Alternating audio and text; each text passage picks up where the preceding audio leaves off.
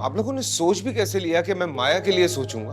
मैं माँ हूं और मुझे मान है तुम पर कि तुम मेरी बात का मान रखोगे। अम्मा प्लीज मुझे इमोशनल ब्लैकमेल मत कीजिए। जिस लड़की से मैं नफरत करता हूं, जिसका नाम सुन के मेरे तन मन में आग लग जाती है, मैं उसे अपनी जिंदगी का हमसफर नहीं बना सकता। जब सोच के ताले खोलोगे तो उसके लिए नफरत के बादल खुद ब खुद झट जाएंगे। मोमिन, तुम उसे अपनी जरूरत समझ कर ना सही, एक नेकी समझ कर कबूल कर लो। नेकी? अम्मा, आपको क्या लगता है कि मैं उसे नहीं अपनाऊंगा तो दुनिया में कोई नहीं अपनाएगा उसे? उसे अपनाने वालों की कमी नहीं है मोमिन, लेकिन वो तुम्हारे अलावा किसी और का साथ कबूल नहीं करेगी। मिलने आई थी वो आपसे? नहीं। तो फिर इतनी हमदर्दी कैसे जाग गई आपके दिल में उसके लिए? वो जरूर मिलने आई होगी। नहीं मोमिन, उसकी मुलाजमा आई थी। वो तुमसे मिलना चाहती थी, लेकिन तुम घर पर नहीं थे। वो कहने लगी कि उसकी भी शादी हो रही है, उसे गांव वापस जाना है। वो बहुत परेशान थी माया की वजह से। हाँ तो चली जाए।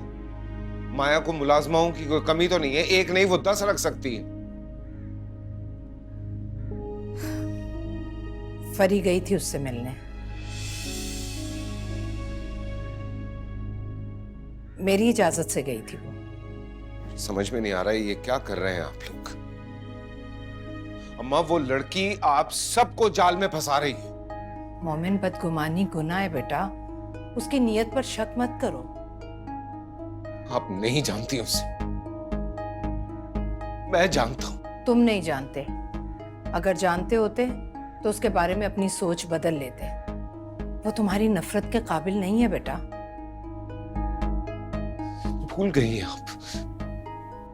पूरी दुनिया में रुसवा किया था उसने मुझे। मैं नफरत के सिवा उसे कुछ नहीं दे सकता।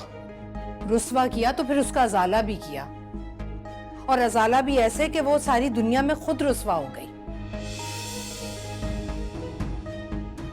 मोमिन, तुमने कभी सोचा कि उसने अपनी गलती का एतराफ ऐसे किया कि वो खुद तमाशा बन गई और इसी एहसास ने उसकी मां की जान ले ली।